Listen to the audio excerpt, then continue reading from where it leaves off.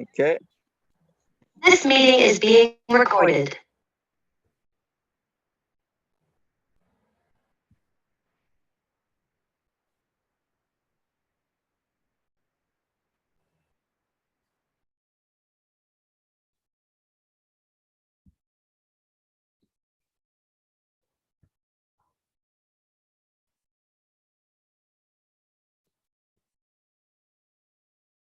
I think you have to start.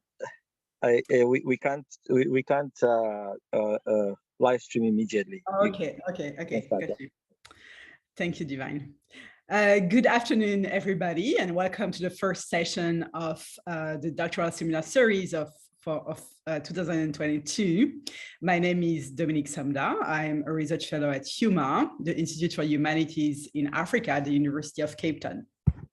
The seminar is not streaming on Facebook today, but you will find a recording on our YouTube channel later on.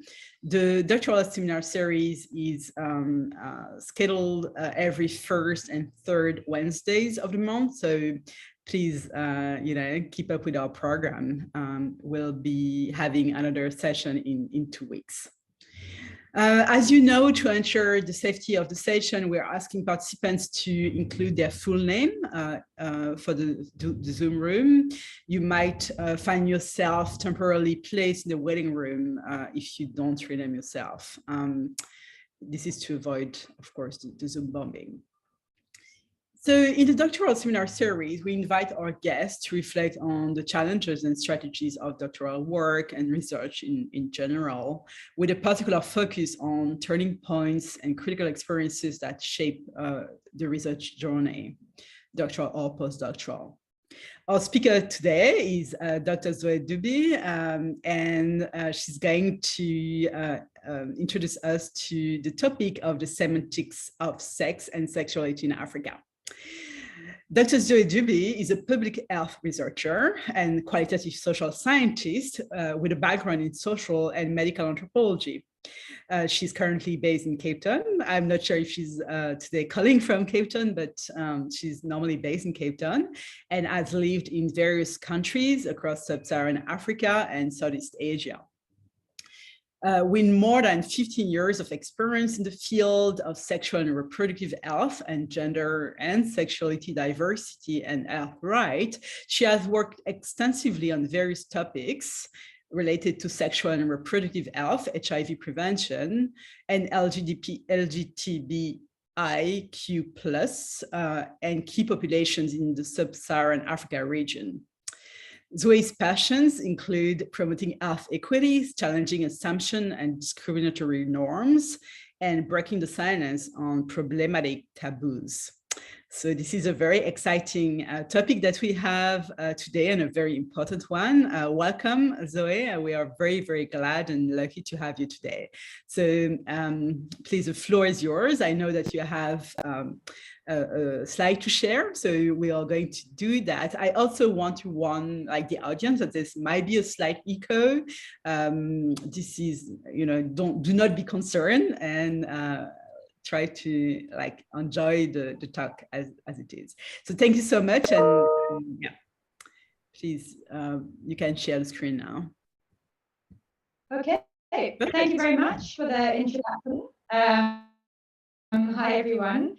Okay, I'm going to share my screen, so I hope that we have no technical hitches. I'm afraid you could see that for a moment. And okay, you should be seeing my screen now. Can you see the title slide? Okay. Yes, perfect, thank you. Okay, well, great. So thank you for joining today. As Dominique introduced me and my topic, I'm going to be discussing the semantics of sex and sexuality, particularly with an African focus. And I thought this was a relevant topic, as this was something that came up in my own doctoral research. So just a little overview of what we're going to talk about today. I'm looking at the semantics and language that we use specifically in health research and clinical practice, but this is applicable across kind of all fields of research, particularly those that look at sexual behavior.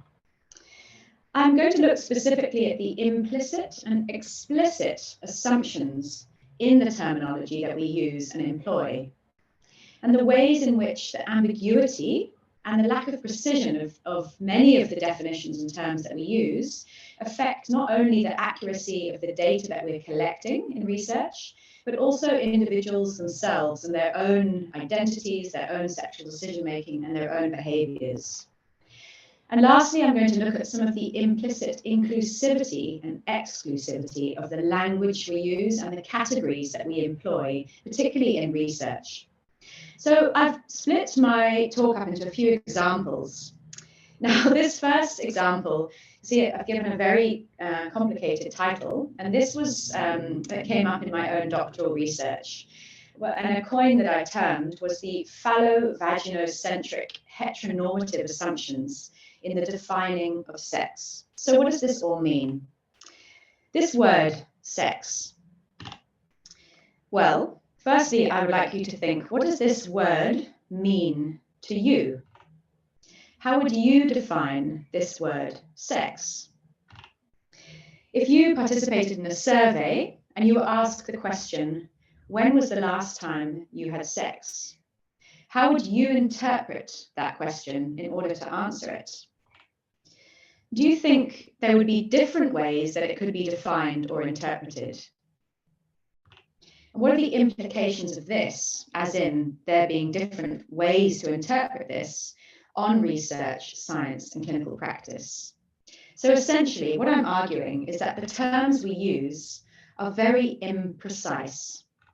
Terms such as sex, coitus, intercourse, sexual intercourse, heterosexual sex. Now, I need to put a disclaimer here that yes, these are English terms, and obviously within each language there are specific terms. Later on in this talk, I'm going to look specifically at the sub-Saharan African context and the language and terminology that's used. But obviously, for the sake of this presentation, I'm looking at the English terminology that are used in science and clinical practice. So these terms are all commonly used. We see them in studies, we see them in research, we see them in HIV prevention programming. These are terms that are commonly employed. However, I'm arguing that they rely on what I'm calling the phallo-vaginocentric heteronormative assumption. So what does this mean?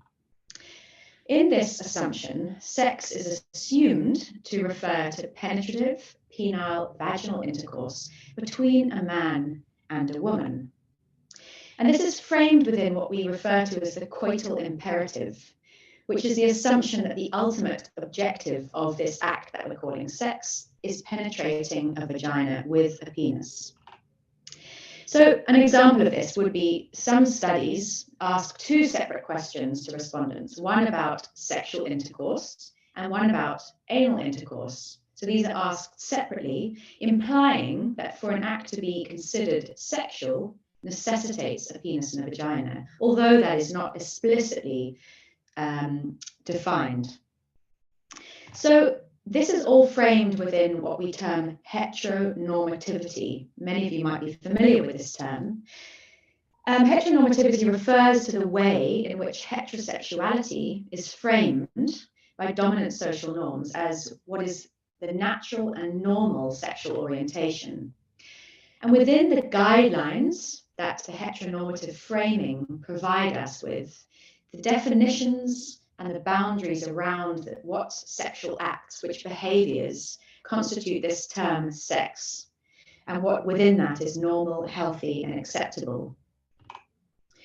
But this leaves the question about other acts that are non-penile vaginal. For example, oral sex, anal sex, manual stimulation. How are these situated within these boundaries, within these guidelines and definitions? The heteronormative framing serves to disenfranchise non-heterosexuals or people who indeed might have a penis or vagina but are unable to use them or choose not to in so quote-unquote sexual acts. It also excludes other ways in which genitals can be used. So by assuming that heterosexual sex, this term, refers to a penis and a vagina, other ways in which heterosexual people may also express their sexuality are excluded from this definition. So this brings me to the next example I'm going to look at, which is definitions of virginity. And I'm particularly going to focus on the context of KwaZulu-Natal in South Africa. So definitions of female virginity are heavily hymen-centric. The penetration of a woman's vagina by a man's penis is conceptualized as the act which enables a girl to transition into sexual maturity and become a woman. These concepts are heavily framed within what we call female anatomical virginity. And this is central to the way in which virginity is conceptualized in the African setting, where a virgin or a state of being virgin is determined by physiological, that's physical body markers. And this is most commonly the hymen. And we know this by the evidence all over the African continent of gynecological virginity testing examinations, which involve the inspection of the vagina. And we see this right through North Africa, West Africa, East Africa, Southern Africa. Hymenal virginity, which is the integrity of the hymen, and just for people who may not be aware, the hymen is a porous membrane which covers the lower end of the vagina. Now, to point out here that girls are born with different types of hymens. Some are very thin, some may already be perforated, some are very thick. So it shows that the hymen is a very unreliable marker of whether a vagina has been penetrated with anything, let alone a penis. So within the Zulu culture, virginity is very central to the idea of what an ideal, quote unquote, Zulu maiden should be.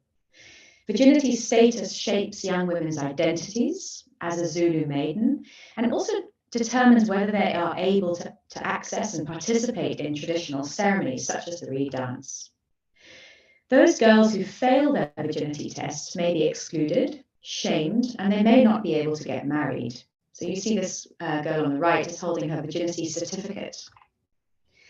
So the ISO, which is the hymen, is the primary characteristic that the virginity testers look for. They examine young women's vaginas and they look for the presence of an unperforated hymen.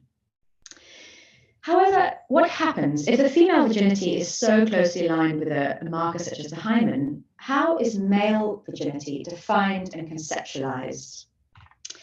There are some studies that cite, mostly anthropological studies, that cite virginity testing practices for males, which look at such things as the frenulum, the foreskin, veins on the penis, or even how a young boy urinates.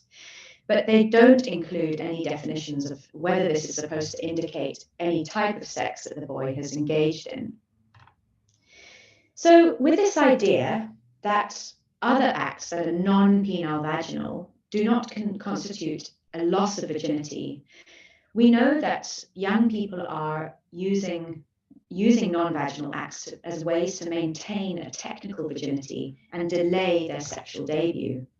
So, for example, young Zulu women who engaged in anal sex in order to maintain the integrity of their hymens, just so that they can pass their virginity test inspections. And obviously this has huge implications in terms of HIV and STI transmission. So what we do know is that the definitions, the way in which we define virginity is very fluid, in the same way as definitions around sex are fluid. And they're subject to context, circumstance, and individuals' motivation and other situational factors. The value of this state of being a virgin or a non-virgin also affects how these terms are defined in different socio-cultural settings. So people define virginity loss to suit their own purposes, and that's largely dependent on these factors such as the amount of prestige or the social desirability of this state of being a virgin or a non-virgin. And that also differs between the genders. So whereas in some communities, virginity might be a stigmatizing state for male adolescents, whereas on the whole, the loss of virginity is stigmatizing for female adolescents. Therefore, they will define it differently. Also, in cultures or religious communities where virginity is highly prized, young people are less likely to consider behaviors like oral sex and anal sex as quote unquote sex and as acts which would imply virginity loss. So they can practice these acts and still maintain their virginity, their virgin status.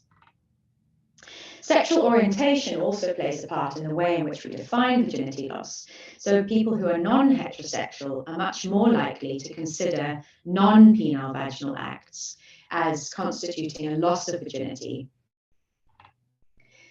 However, this heteronormative penile vaginal framing of virginity loss denies non-heterosexual people sexual maturity and denies them legitimacy in their sexual experiences.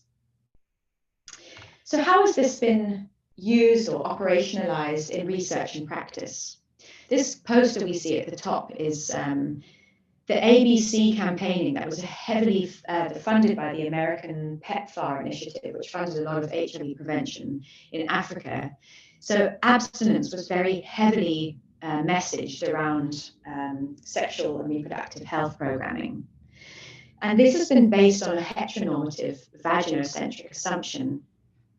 So most classifications of virginity loss and sexual debut in research from sub-Saharan Africa have been based on this assumption of penile vaginal intercourse. The definition of virginity loss at first penile vaginal intercourse is at the core of these widely held assumptions. However, it's very rarely explicitly defined. So there's ambiguity within this as to how other sexual acts are situated. And as this poster shows above, the HIV prevention programs in Africa aimed at young people have very much focused on this idea of delaying sexual debut, of abstinence and virginity maintenance, but without ever really defining these concepts and behaviors. In the bottom right of this slide, you see an example of a survey variable which categorized research participants as sexually active, whether they had answered yes to this question, have you ever had sexual intercourse? And so without really defining what that sexual intercourse means.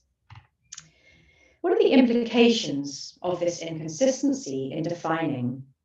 So the classification of sexually active is based on penile vaginal intercourse, which means that technical virgins, so those who may have been engaging in other non-vaginal sexual acts, are still classified as virgins. This means that information about their sexual risk is not captured, both in research settings and in clinical history or risk assessments. And data shows that in some southern African countries, and amongst those, some of the ones with the highest HIV prevalence rates, show that there are many female adolescents who are HIV positive, and this is not through vertical transmission, so this is not through their parents, but they identify as virgins. However, they still report that they've never engaged in sex. So how do we explain this? So we know that in addition to penile anal intercourse being practiced as a way of maintaining virginity, it's also practiced because young people perceive it to be lower risk. And that's because of the lack of information. Because HIV prevention programs and sex education have used these ambiguous and very imprecise terms. So young people interpret them as only referring to penile vaginal intercourse. So where there are these ambiguous terms used, those young people who may have already engaged in other sexual behaviors are overlooked. Okay, to change topics slightly, I'm going to look at this piece talks about the implicit inclusivity and exclusivity of language that I outlined in the first slide. We are all familiar with these two products, the male condom and the female condom. Now, very briefly, I want to outline my issues with the gendering of these condoms. There are three main issues. Firstly, female condoms are not just for females. So despite the name female, these products can be used by individuals of any gender identity or biological sex, and they are used by men, women, and non-binary individuals. Secondly, female condoms are not just used for vaginal sex.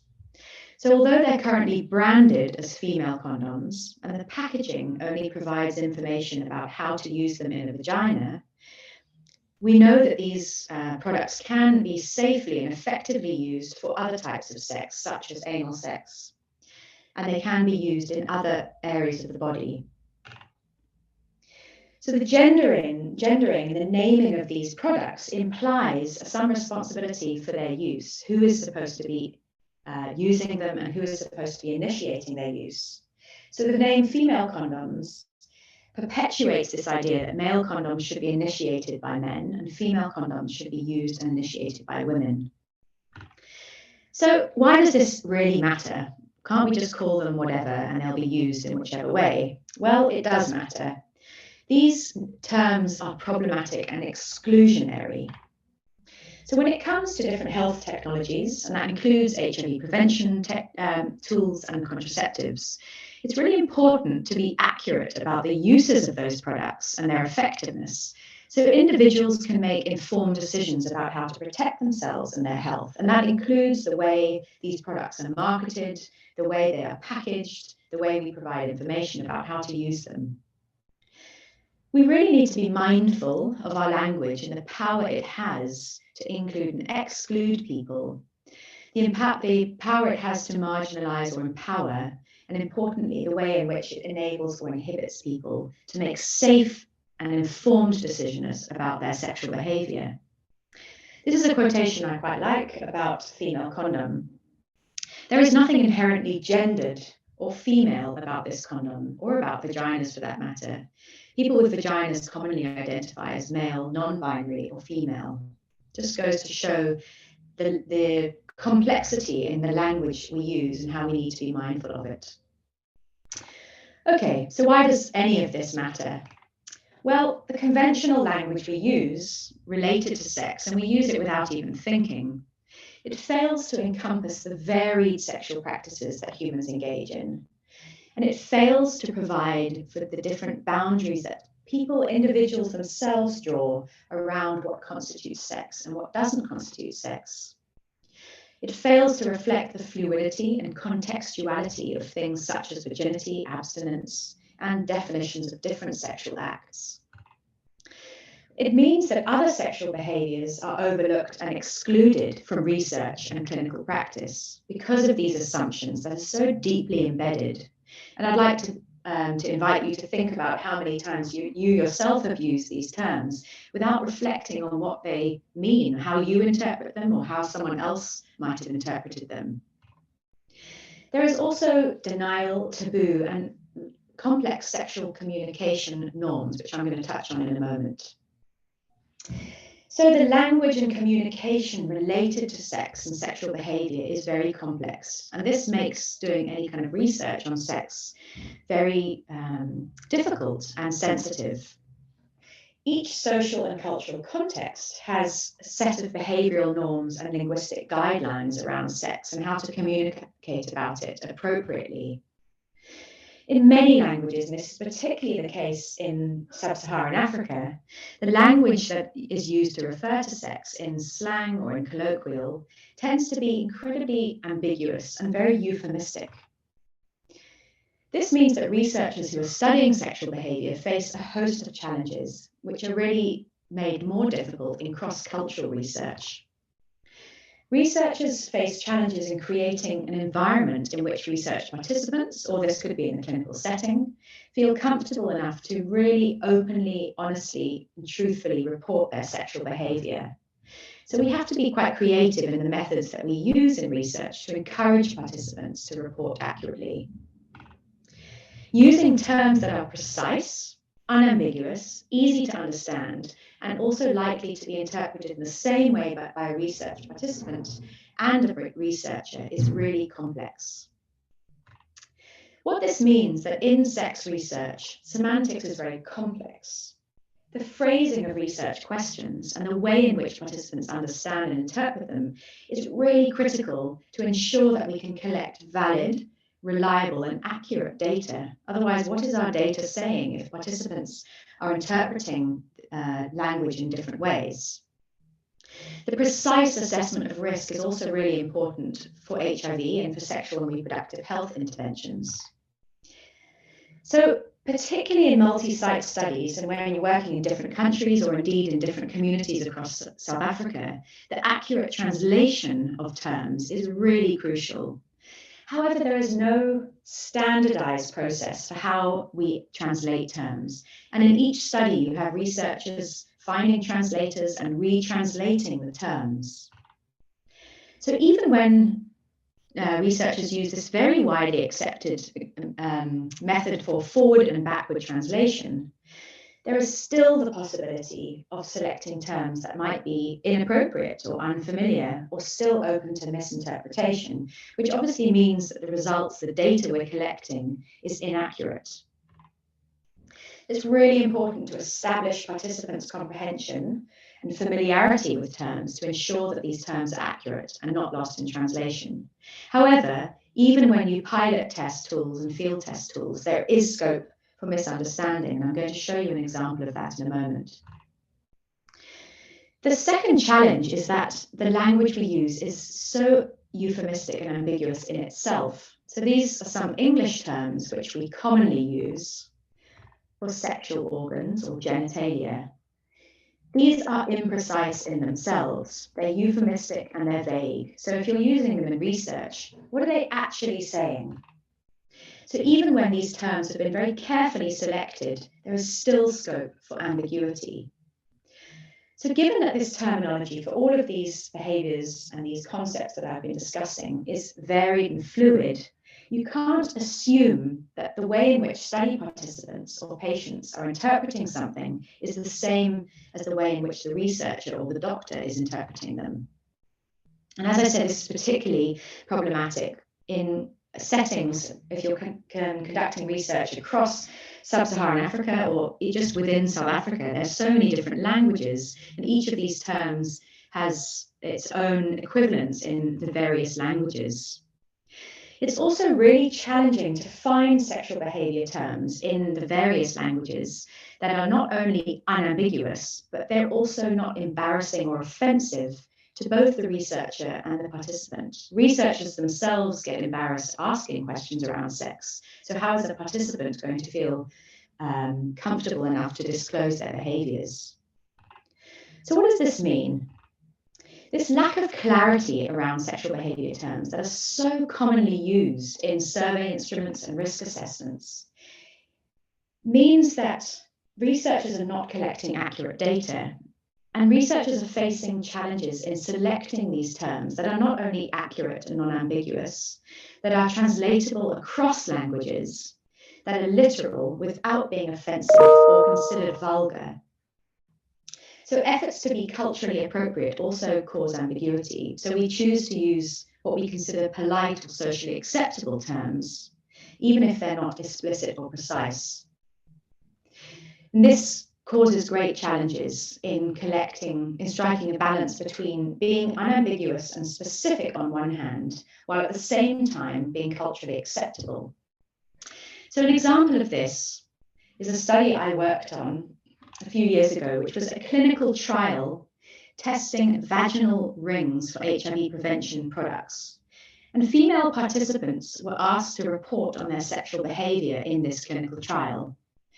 So they were asked a question through ACASI, audio computer assisted interviewing, which was translated into all the local site languages. And the question was, in the past 3 months, how many times have you had anal sex?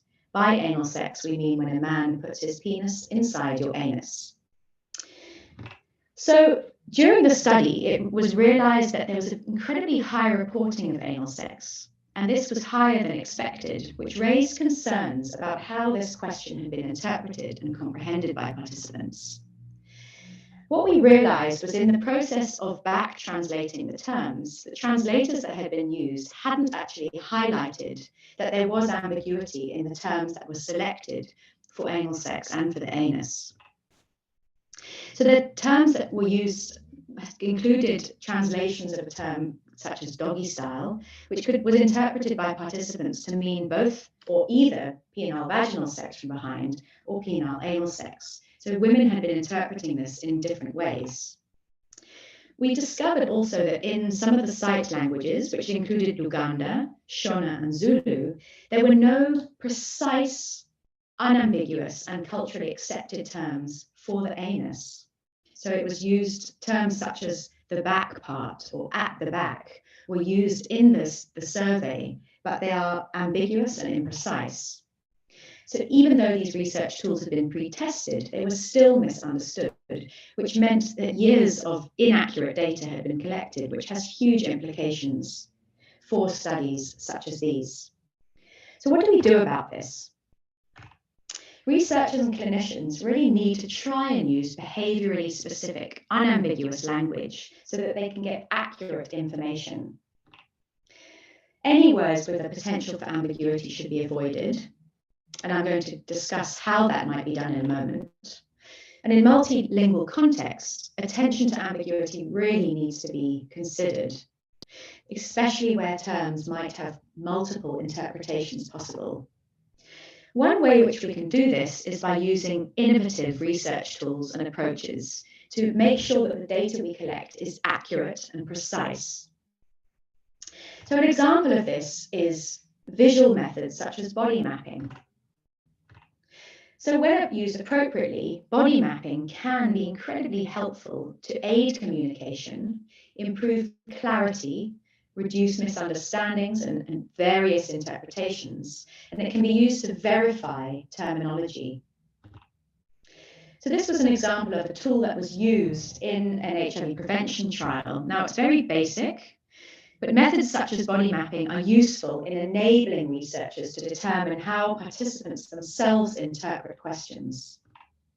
Respondents can indicate physically on the body map in an interview setting without actually having to verbalize or say these words out loud, which enables interviewers to clarify terminology. Body maps also provide women in these settings, or men, with a non-intimidating way of discussing and disclosing their sexual practices, while at the same time minimizing any potential for miscommunication or any misinterpretation by the researcher of what a research participant is referring to. Okay, so wrapping up, a few take-home messages. So although terms and concepts such as sex, virginity, and abstinence are social and contextual constructs whose meaning is widely varied across individuals and sociocultural settings, we continue to use these terms in our mainstream language, in our mainstream lexicon, without really thinking about the weight of them, the fluidity of them. So these terms are used across even public health policy, are used across survey tools and within the education setting, despite there being really quite serious implications for sex-related health interventions with the ambiguity of these terms. So we really need to try as much as possible to be cognizant of the fluidity of these terms and how the ambiguity in them can be very complex and problematic, and how the inconsistency in the way we define them have implications for the kinds of data we collect.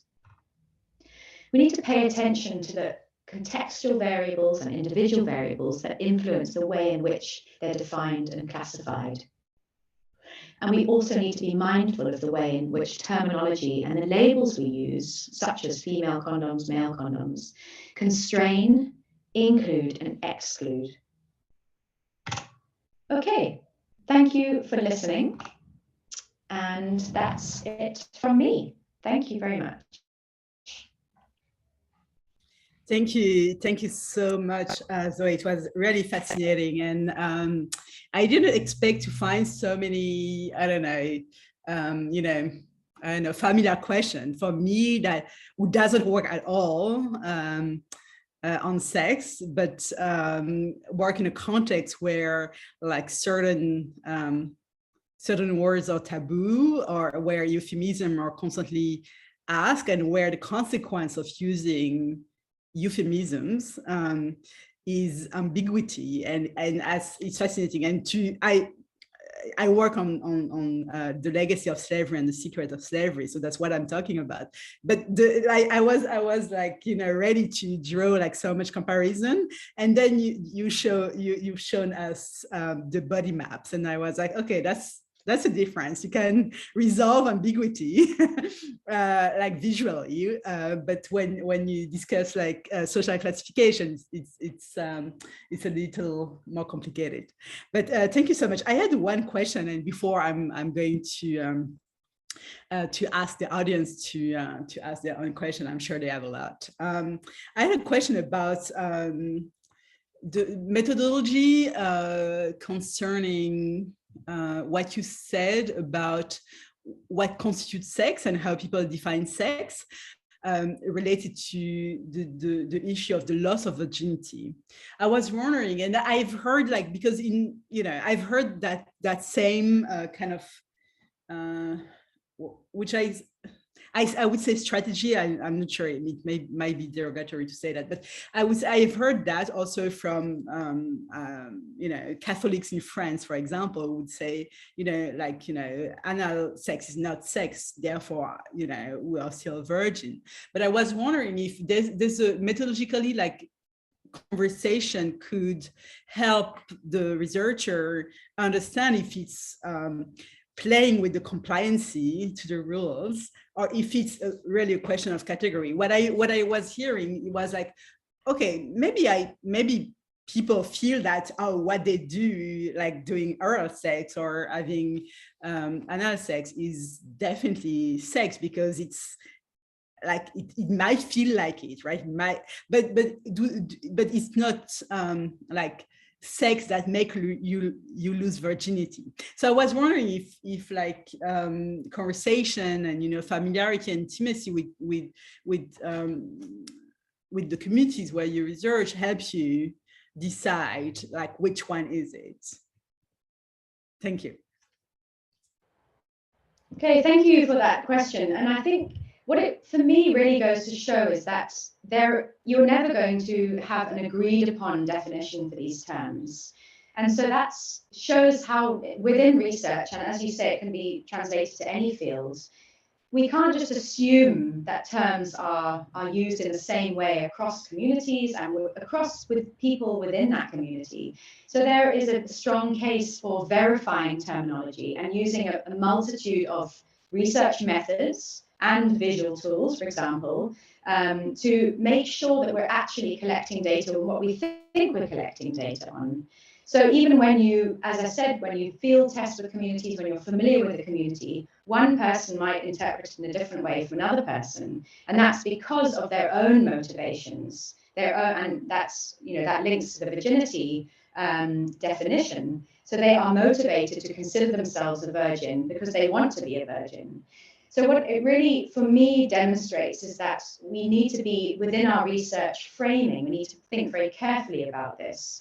And alongside surveys, for example, using qualitative methods to really verify these terminologies, because we can't assume that these terms that we've just translated into 10 languages for our survey are really going to be saying what we want them to say. And I think I think the bottom line is that we can't ever reach a consensus on what these terms use, and that's the beauty of language and semantics. Yeah, thank you so much. And it's I also hear like the encouragement like to include qualitative research methods in addition to questionnaire, to understand those like questions of categories and translation. So we already have questions in the chat. I see questions from Babacar and Angelique, so I'm going to ask them if they want to maybe unmute themselves and ask the question directly. That would be my preferred option. But if you can't, I'll read the questions. And for others, for other questions, you can also use like the little like digital hands. If you want to ask it. So Babacar, we can start with you. Are you in a context where you can ask question yourself? It might not. So, okay, Babacar, I'm going to read your question. So first he was thanking you, but yeah, he seemed to be quite interested. And he's saying that if sexual intercourse can occur without the fallopian vagina happening, can we say then that orgasm without body's action is still sexual intercourse? Thanks, Babacar. Very interesting question. And this again to me shows or illustrates the way in which individuals define sexual intercourse in their own ways. So let's take perhaps individuals who have paralysis, who are paraplegic and do not have, who can't use their body below their neck. So they may have some kind of what they consider sexual intercourse or sexual stimulation through their mouth, through their ears, through their nose, whatever it is. The way humans can be stimulated may even just be in their mind. So I would say that by saying that those acts are not sexual, it excludes individuals who don't have the capacity to use their bodies. So I think if an individual is sexually stimulated, just even visually, then yes, for that individual, they may be able to orgasm, they may still consider that a sexual act. And we should allow that, we should include those individuals. So I'd say that is the beauty and the fluidity of the way in which it can be defined. And that is dependent on the people who are engaging in it. I hope that answers your question. I think he indicated with a digital thumbs up that he was satisfied. So thank you so much. And now we have a question from Angelique, that is also the co-host of the doctoral seminar series. So Angelique, are you able to unmute yourself, or do you want me to? I'm happy to. Okay, thank you. Thanks, Dominique. Hi, Zoe. So good to have you here, and thanks so much for your presentation. I really enjoyed it. I mean, I'm just reading out my question, but you mentioned that parts of Africa are linguistically can you help me with that word? Heterogeneous. Heterogeneous. Thank you. How do we then redefine language around sex to encompass varied sexual practices in a context where the social and cultural norms are being so entrenched? I wondered, can I add a second question? Is that allowed, Chi? Absolutely. Please go ahead. Okay, and then my second question was, is it possible to redefine sex positively in the African context where risk and danger is the widely accepted communication models about sex, and why or why not? Thanks for those questions. Yeah, really pertinent. And I think, perhaps we need to capitalize on the fluidity of these notions and these definitions, because even though these social and cultural norms are deeply entrenched, we can move within this fluidity. So if we recognize that cultures and norms shift, they are open to shifting and changing, then we can perhaps try to capitalize on this fluidity. And we have just seen that within South Africa with, let's say, the constitution that we have today and its inclusivity of various sexual orientations and sexualities. So within that, we have become more inclusive in our language around what constitutes marriage, for example. So in that way, surely we can use that kind of fluidity to reframe what sex should be and what healthy sex should be. And I think that links to your question around, reframing around violence and these positive messages about what sex should be. So that's something perhaps which is we can work with, and how young people are understanding themselves and their bodies and their sexual connections to move beyond this, what I've said, phallovaginocentric heteronormative framing. And if we can expand beyond that and be much more inclusive about stimulation and about pleasure, then we can create a space for much more positive connections where sex doesn't have to be a man having power over a woman. This very simplistic understanding of what sex and what sex should be. I hope that answers your question. Thank you. Thank you very much, Angelique and Zoe. So we have like 2 more questions in the audience, and then we have a written question. So Tammy, would you like to unmute? Hi, Zoe. Hey, Thank you yeah. so much for the talk. I really like the idea that there's epistemic risk to not having the correct terms, but I found in my research there was also epistemic risk to being assumed as a researcher that I did not engage in sex because I did not bear children. So there were some participants, and I thought I was the most woke feminist when I did my research, but my female participants who identify as female and who I identified as female wouldn't allow me to have certain information because they assumed that I had not bore children and therefore I had not had sex, and I had not known about the complexities of being a woman yet. And so there were these barriers to entry. And I wonder if how you navigate and how you might provide information when the terms are not the only mode of disinformation or the lack of communication, but also your sex body as a person. If you encounter that at all. Thank you.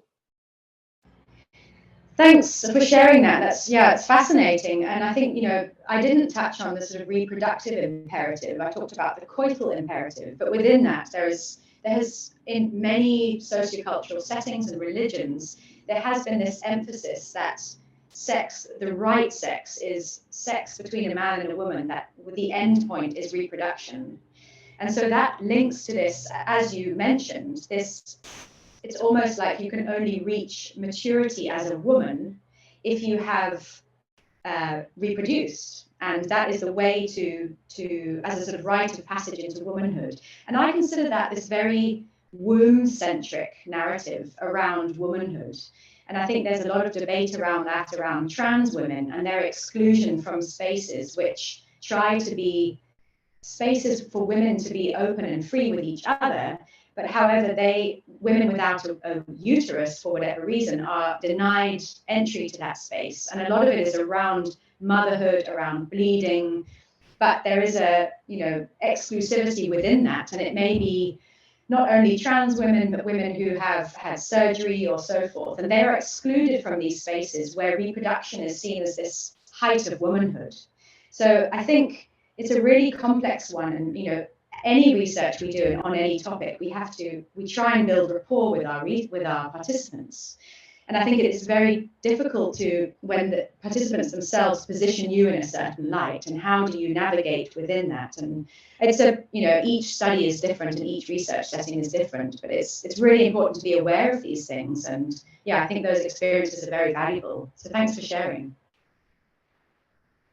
Thank you, Tammy. Thank you, Zoe. I'm going to go to the chat before coming back to the room and ask Sarah to ask their question. So, okay, so there's a question from Lario and a comment from Angelique that I think give a little, also an example that you could speak on. So, so Lario first apologized for not being able to speak. She's thinking, they're thinking about how sexual partners and therefore sex acts might be included for or excluded or counted when they are not acceptable partners. And yes, like same-sex partners, not married, partners outside of men partnership. And Angelique added also about this point that Laria made, that made her think about previously incarcerated persons who would not define sex in prison as sex, but rather as instances of asserting rank and act of dominance of power. So yeah. Thank you, Lario and Angelique, for those points. And it's really important. And I didn't really discuss the kind of social desirability aspect in research. And we have that in any topic that you're researching. The ways in which research participants, respondents open up to you is very dependent on how the behaviors they're discussing are judged or deemed by society. So in the setting of sexual research, if someone considers a behavior undesirable or thinks that it might be judged, they're much less likely to be honest about it. So this idea that you've shown here, where partners might not be acceptable, so whether it's a same-sex partner or someone outside your primary relationship, we know that there's a problem with collecting accurate data on behaviors like this, which may be deemed to be judged. And I think the example that Angelique provides, sex between men in prison is not considered to be a sexual act, but it's considered either an act of violence or an act of domination. And that goes to show that even when an act does involve a quote-unquote sexual organ, it is not necessarily defined as a sexual act by the people engaging in it. And you can link that to violence in sex or rape, that someone who might have been raped as a sexual act might not consider that sex and might not consider that a virginity losing act. So that's the way in which we really need to take into account the context, but also the social framing of those acts. And what it goes to show is that doing research on any sort of socially judged behavior is incredibly complicated and requires really good relationships with your respondents and using multiple research methods and tools to try and get people to open up so you can unpack all of these aspects. Thank you. And just if you allow me, Sarah, sorry, but there's another comment and I'm going to just end with that. But Alison is also mentioning something that was kind of addressing what you said about sexual violence with the idea, like the question of the terms used to define sex and how they capture the experiences of victims and survivors of gendered and sexual violence. So I think it was also related to what you said about not necessarily, for example, defining rape as sex. Yeah, so I think that's really important. And I think, one individual's own definitions of what was a sexual act may change over time and how they think back to that act. And so consent, we know, is differentially defined by different people in that situation. At the same time, you might think back to sex, to an act that happened a year ago, and your own feelings about it might change the way you define it or the way you understand it. So that's definitely linked to violence. I see there's another comment on that in sexual violence as well. So yeah, thanks. Thank you so much, Sarah. Thank you for waiting. I have asked you to unmute. Are you able to do so? Yes, thank you for giving me the floor. So I just wanted to say that maybe I think personally that the elements, of course, that you talked about the long anchored androcentric and phallogocentrism that circulates, especially in the African, Arab, Muslim continent, is it has to do mainly with the androcentric conception, and that are trying to frame the female body through within a certain box of sexuality, where women are and even males, of course, are expected to behave and are expected to be aroused in a certain locuses of enunciation, like they are put into certain categories and certain elements where sexuality becomes docile, where sexuality becomes restrained. So the idea is that I think by either anal sex or sex through nose or whatever the other acts that go beyond this heteronormative conception of sex, aren't they in a way or another an act of transgression, acts of resistance to the corporality that we have and conception that we have of sex? So that was my question. Thank you. Yeah, thank you for that. And it's deeply complex. And I think that power, what I got from your question was this discussion of how this, having a heteronormative framing, how that's deeply embedded in structures of power, and how good sexuality is framed and what is supposed to be pleasurable. And I think that very act, as you said, of transgression, where people change the boundaries about how things are defined and what is acceptable, what is not acceptable, and how people within that are empowered themselves by taking on their own terms. I mean, I've talked very much about language and terminology, but there is the enactment of these terms as well. So, you know, there's so much to think about within this. And I think, you know, in the sense of when we're doing research or we are trying to unpack behaviors within society and concepts within society, to be aware of the power dynamics within the language that we use. And I think that's what I was really trying to speak about, is just being mindful of that and these terms that we don't even think about, how within that they enable or constrain people, how they empower or disempower people. So I hope that links to what you were saying.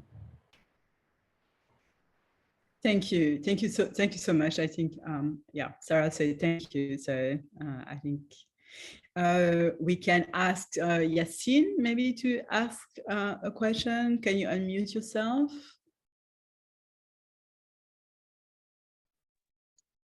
Yes, hello. Thank you.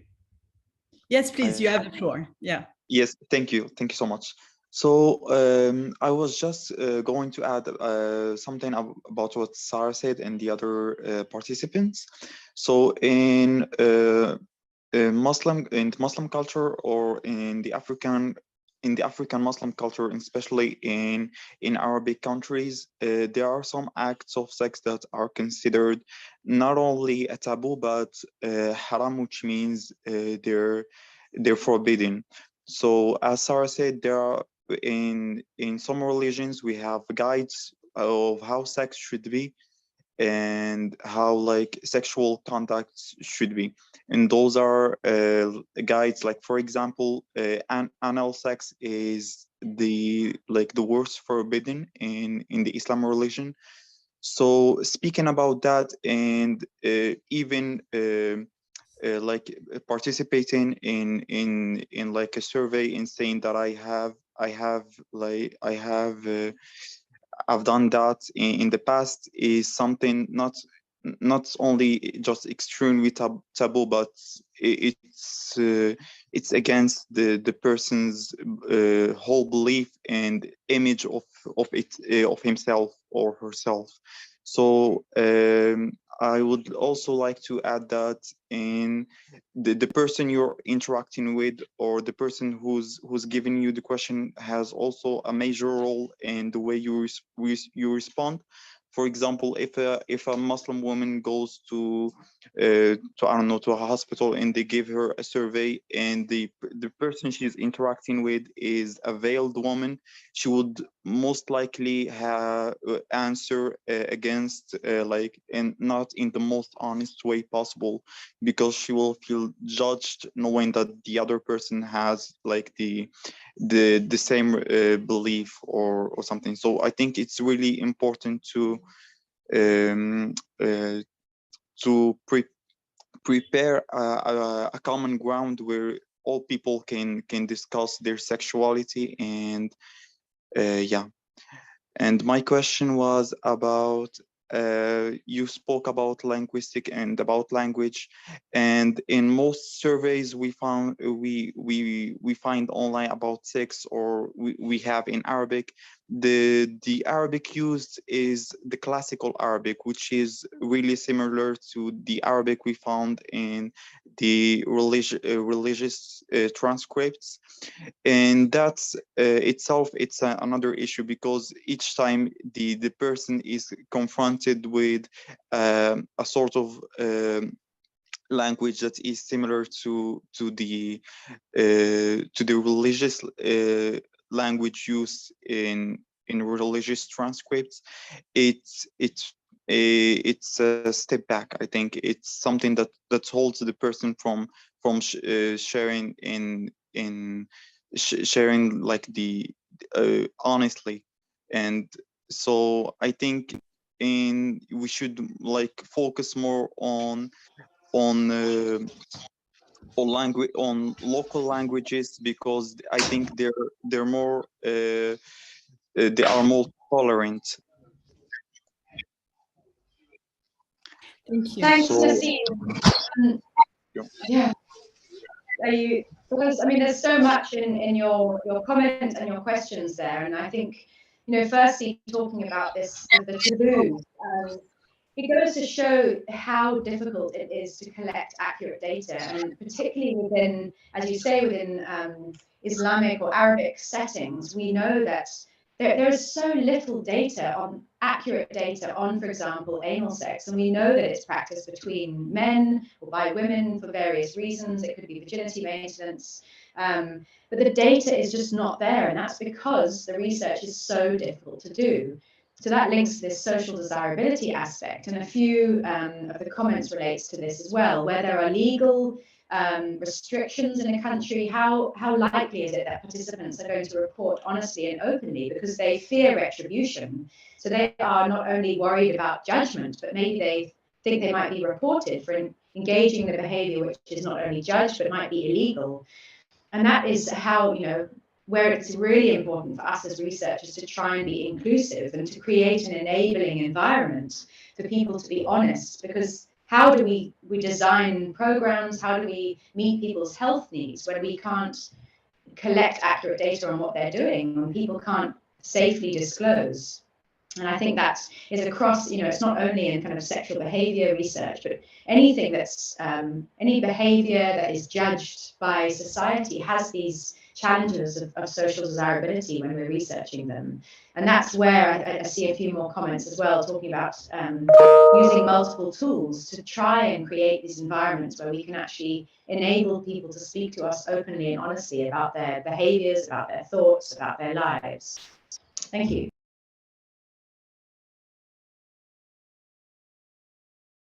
Thank you. Thank you so much. I think you mentioned that you saw the comments on the tools and on, for example, the body mapping. There was a request to share a link to maybe like the paper. I think the paper you mentioned in the presentation. I don't know if you have that here, but otherwise maybe we can. I don't know if there's a way to maybe to forward a message to you and have this link. I think Angelique was also interested to hear about other tools that you've used and that you have found to be very performant and with which participants were engaged in a meaningful way. So yeah, okay, thank you so much for the link. So it's in the chat for people interested. So we will, I don't know if you have like something to answer to Angelique about other tools, and it's already 5, so this would be like maybe the last, the last contribution we are asking from you. Yeah, thanks. I mean, there's so much in there, and I think Angelique asking about other research tools and about body mapping. So I have used other tools in various different ways. Some of them involve physical objects that are used. I think, yeah, I can have a more extensive conversation with you about this, but some of the clinical trials that I've been involved with doing qualitative research, we have tested a range of tools, and I'd be happy to share information about those, because I think it's really important that we start being more creative to try and use a variety of methods so we can do better research, and that's really what it comes down to. So thanks for that. And if anyone wants to get any of the papers or more details, then feel free to contact me. Thank you so much for your generosity. I'm sure my co-host Angelique will be excited to discuss those instruments like further with you, as she has very like common interests. Yeah, thank you so much for this presentation, for your availability during the discussion, and this was really important and fascinating. So thank you so much. It was a great way to start our semester and our year. So yes. And thanks for all the wonderful engagement from the audience. Thank you. And next week, Not next week. I said we're only on twice a month. So in 2 weeks, we are going to have Dr. Asanda Benya from the University of Cape Town. And the title of the contribution will be 10 years after Marikana, Critical Ethnographic Reflection. So I'm sure it's going to be also very interesting session. So please join. We like to have casual, lively exchanges. So yeah, you're all welcome. So yeah, this is the end. I think we can stop the recording. Okay, thank you.